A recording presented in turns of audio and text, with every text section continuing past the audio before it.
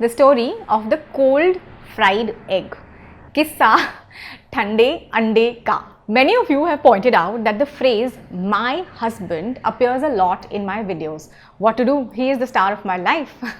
But I thought, let me tell you another story starring my husband and three women, me and my two household helps, Subarna and Lakshmi. Now in the 20 odd years that we've been married, my husband has had the same breakfast on weekdays. It's always fried egg with toast. Very, very fuss free. Once he comes back from the gym, he gives himself exactly 15 minutes to get ready and rush to office. And breakfast is generally the last thing that he does before he scoots out of the door. Generally, the breakfast and him appear at the dining table together, give or take 30 seconds to a minute, with the result that the breakfast reaches the table or reaches him in varying degrees of temperature. Sometimes it will be slightly cold, sometimes it will be really warm, sometimes because it comes 30 seconds later, it will be really, really warm. It's never been a matter of contention. He's never said anything, except about 2 months back, he casually remarked, आज अंडा थोड़ा ज़्यादा ठंडा है ना? 3 women died of guilt. Oh my God. भैया को ठंडा अंडा कैसे सर्व किया हमने? Oh my God. So the next day onwards, there was a plan in place. My job was to check the minute he comes out of the bath and he's wearing his clothes. I was supposed to go rushing into the kitchen and tell Subarna, abhi fried egg shuru karo.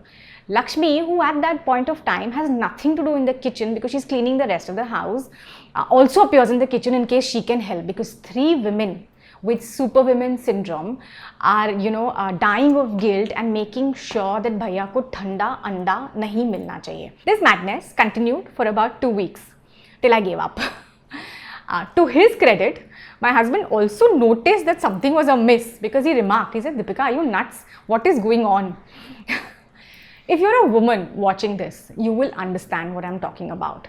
Technically, we call it the superwoman syndrome, but on an everyday basis, we all know what we do, right? Whatever we do has to be perfect, otherwise we feel extremely guilty.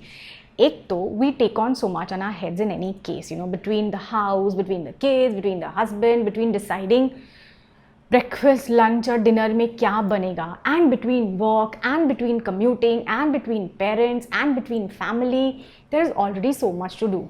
Now, if we try and do a good, if not perfect job of everything that we're doing, it's not going to work. It's really, really not going to work. I always say, and this was a part of the keynote address that I gave on Women's Day at various organizations, I always say that we need to prioritize. What is that one thing that is critical at that point of time, and can I do it well?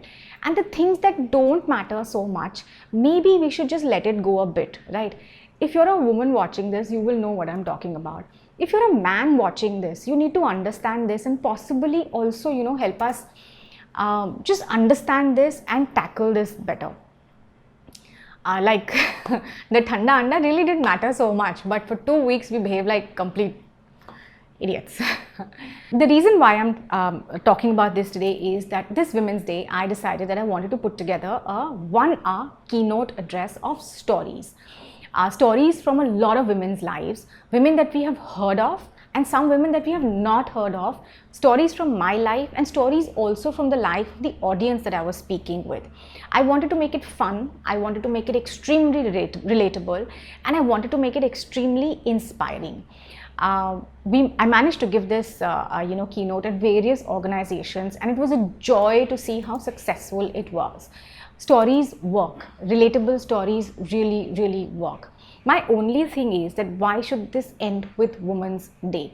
This is a project that I would like to take forward. So if you're an organization that does want to, organize this session for your women as well as men employees, please do so. It's a really, really interesting, really fun session made up of stories from everyone's, lives. It's called Brand.me, Stories of Impact.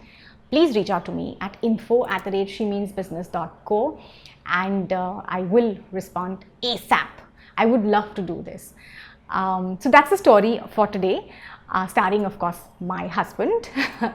But for more videos like this, for more videos on personal growth and professional development, please don't forget to follow me, She Means Business, on the YouTube channel. You can also follow us on Facebook.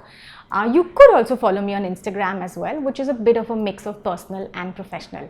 Until next time, stay happy, stay tuned and stay focused.